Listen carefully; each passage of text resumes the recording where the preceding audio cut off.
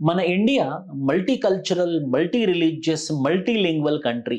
Plural country అంటాము. So ఎక్కడైతే plural diversity ఉంటుందో అక్కడ మైనారిటీస్‌కి చాలా ఇంపార్టెన్స్ ఇవ్వాలి. ఎప్పుడైతే మైనారిటీస్ చాలా క్షేమంగా, హ్యాపీగా ఉంటారో ఆ పర్టిక్యులర్ సొసైటీ, ఆ పర్టిక్యులర్ డెమోక్రటిక్ కంట్రీ చాలా ముందుకెళ్తుంది. సో ఆ మైనారిటీస్ గురించి ఫార్మ్ అయినటువంటి స్టాట్యూటరీ బాడీయే national commission for minorities under national minorities act of 1992.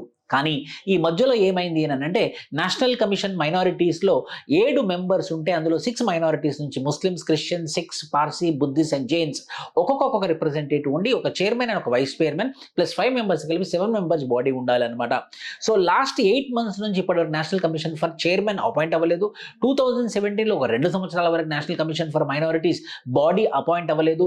Chairmans appoint అవ్వట్లేదు. సో దానివల్ల అంత ఇంపార్టెంట్ స్టాట్యూటరీ బాడీ అయినటువంటి నేషనల్ కమిషన్ ఫర్ మైనారిటీ ఉండి కూడా లేనట్టే. సో ఇలా కనుక కంటిన్యూ అయితే మైనారిటీస్ యొక్క ఆస్పిరేషన్స్, మైనారిటీస్ యొక్క గ్రీవాన్సెస్ ఖచ్చితంగా ఒక సొల్యూషన్ రాదు. So as soon as possible BJP government national commission for minorities body constitute చేసి చైర్మన్ని అపాయింట్ చేయాల్సిన అవసరం ఎంతైనా ఉంది. Thank you.